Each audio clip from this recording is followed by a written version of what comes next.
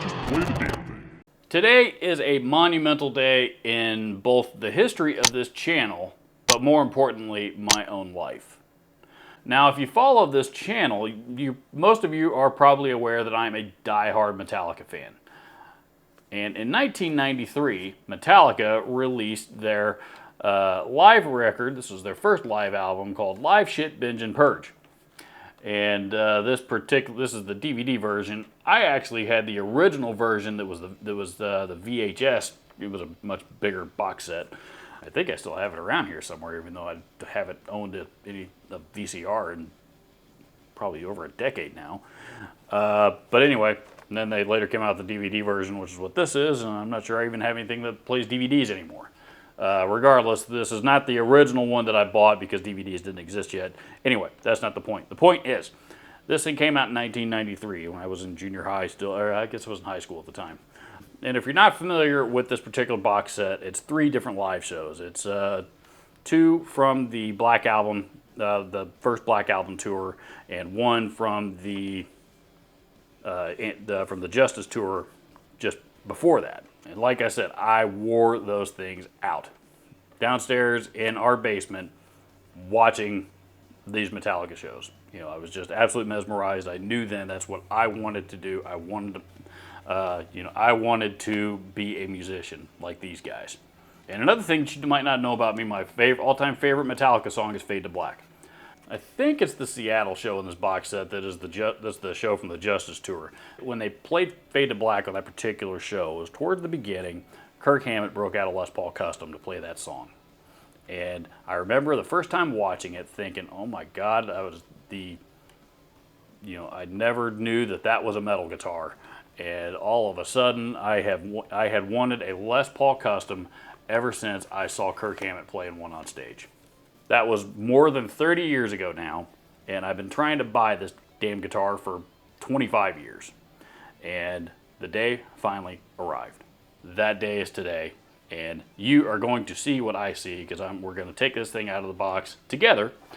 Because the truth is, you guys helped contribute to this. With all of your all the views and all the contributions and donations and stuff that you guys have made in my live streams and stuff like that over the last several years. Ever since I've been talking about this thing on this channel, you guys all helped out tremendously. So I wanted to share this with you as well.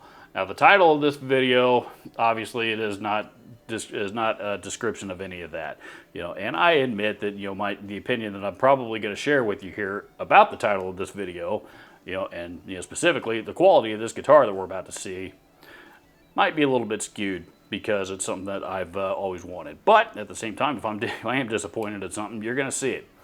Gibson's not sponsoring this video. They know nothing about it. They're not involved in this at all. This is all strictly what you're seeing is what you get.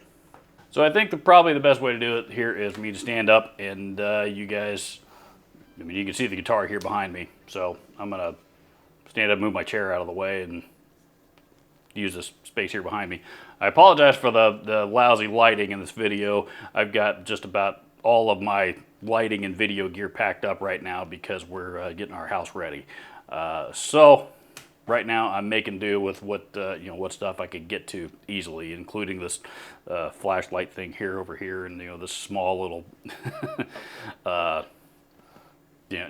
secondary diffuser light here, and the light in my ceiling fan above me. So let's see what we got. So without further ado, tone knife, and while we're messing with, also just so we can see, tamper evident tape, still sealed. I have not seen this guitar yet. Ugh. There's the one on the bottom. There as well, as you hopefully can see, is also still sealed. Now, I don't know, to be honest, if that's Gibson that puts those on there or if that's the vendor that I bought it from, because I think the vendor that I bought it from, they will, for guitars over a certain price point, they will set them up for you before they ship them. I don't know if they do that or not anymore, though. So, no joke in the packing. Plenty of that. Ugh.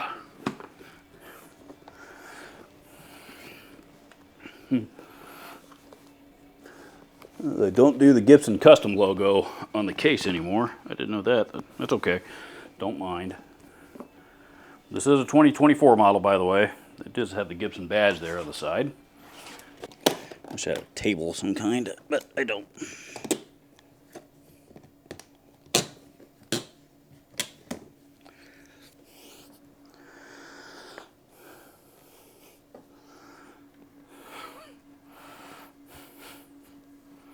Wow. Wow.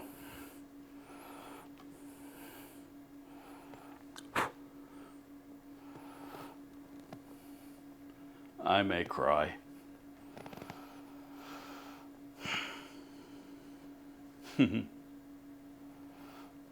I may cry.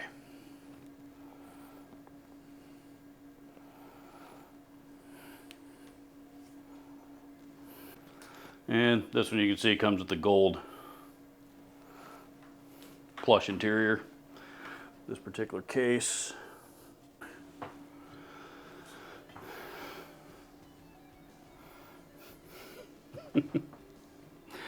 This is incredible. I can't believe it. This day's finally here. I can't believe it. I can't believe this is mine. Wow. It still has, you know, right out of the box, it comes with the Gibson, that backplate cover. They give you plain black plastic one if you want to preserve that one and not worry about it getting banged up. That's the keys. That's the keys to lock the case. That is the just a hang tag. Another hang tag for warranty information. I generally don't mess with registering my guitars, but this one I'm going to. Unlock the Gibson experience. Whatever. There we go. Lesson songs. Okay, so apparently Gibson has an app. You know, there's a virtual amp on it. Gibson, you know, watch Gibson TV videos, and apparently he's even something learning lessons. Though anybody buying this guitar, I doubt they're probably just learning to play. And then, last but not least, is this guitar does come with a certificate. I'm covering that because I don't want to expose the serial number if I can help it, because I don't want somebody to counterfeit it. But this is, you know, if you're not familiar with the Les Paul Custom, it's Gibson's, basically it's their highest end production model guitar. Despite the fact it has custom in the name, you know, and it even has a custom shop serial number. Or custom shop style serial number on it. It's actually a production model guitar. So it's you can either look at it as the highest end production model guitar or the base model of their custom shop, I guess. You know, but I think most people, you know, Gibson will tell you it's actually a production model guitar. At least that's how they've explained it to me in the past. There are no finished flaws. I've had this guitar on order for a couple of months, and it's been out of stock, and I've been checking on it just about every single day. And so, you know, as this thing arrived from Gibson at the vendor, and then the vendor turned right around and shipped it straight to me. And that's...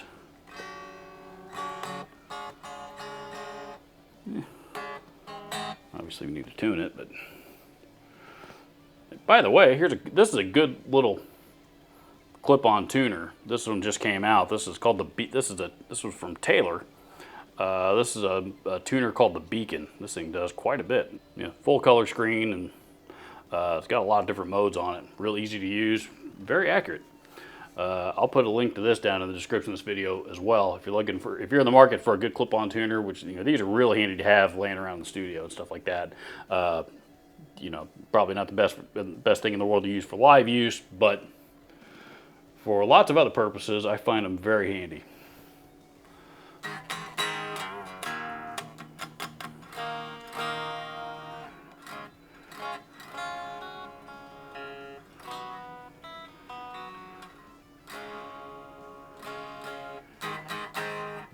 This one's got the 60s style neck on it that I like.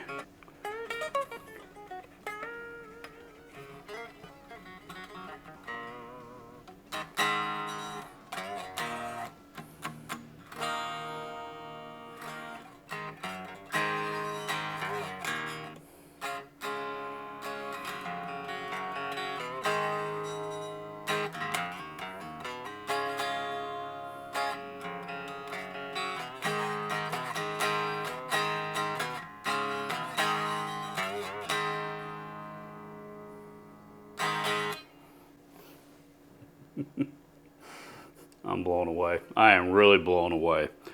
I'm sure this is the part of the video, if they haven't already, you know, where all the Gibson haters are gonna be commenting, oh, well, last time I picked up a Gibson, it had this wrong with it, or it had a string out of tune, or, you know, there was a, you know, it was 5 years old, but there was a scratch on the back, and you know, all that bullshit that that people like to complain about, you know. And to be fair, once upon a time, I would have believed every word of it. You know, under their previous ownership and their previous management, they had all kinds of problems. But I have spoken many, many times here, especially over the last few months, about how Gibson's quality has absolutely improved over recent years. This is evidence of that because, yes, I've wanted this guitar for a long time, but if there is anything wrong with it, trust me, I'd be pissed and I'd be letting Gibson know. Because I'm not the only person in the world that has dreamed about owning this guitar. One of the most valuable lessons that I ever learned in the MI business is people dream about owning the Gibson Les Paul. People dream about owning the Fender Strat. People dream about owning the Martin D28. You know, people dream about owning these iconic guitars that we all know and love. And for experienced people that may have owned several of them, that might not seem like that big of a deal. But to the person that has never gotten to own those guitars before, never had the opportunity for one reason or another, like me. So trust me. Had Gibson done anything wrong on this guitar, and I'm looking as close as I can, and I can't find anything so much as a finish flaw along the binding or anything like that. I mean, it's perfect. It's absolutely perfect. It's even set up well out of the box, Plays like a Les Paul.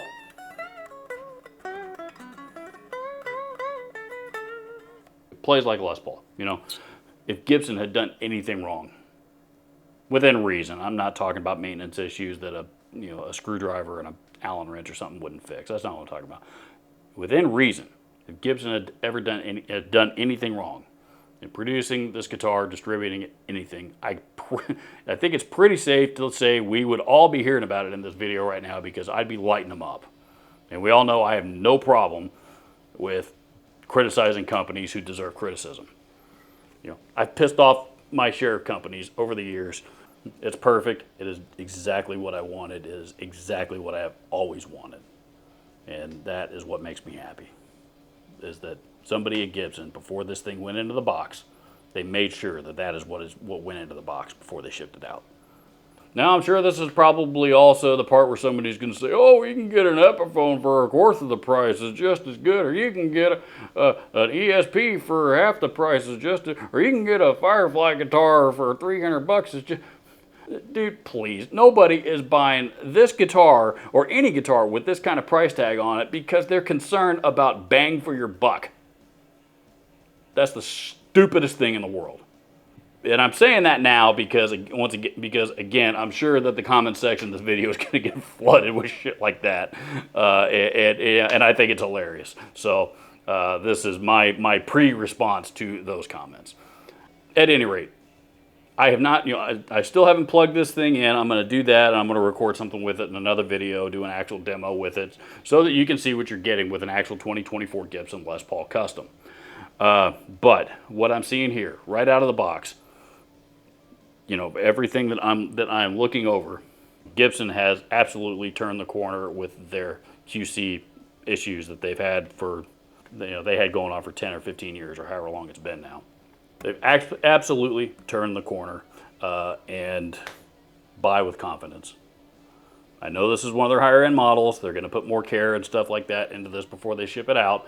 Might be a little bit different on a Les Paul Standard, or a Studio, or one of the the lesser expensive models. But I'm not all that concerned about it. My faith in Gibson has just about been restored. They're not perfect. They know they're not perfect. I imagine if you called them up right now, they would tell you over the phone or in person to your face, they're not perfect and they know it. I've had Gibson reps before tell me, if you want perfect, buy PRS. They're not perfect. No company is. But they're doing a lot better now than they were. There's my thoughts. Please comment down below. Let me know what you thought. Let me know your thoughts. I'm going to go play my new guitar. Adios.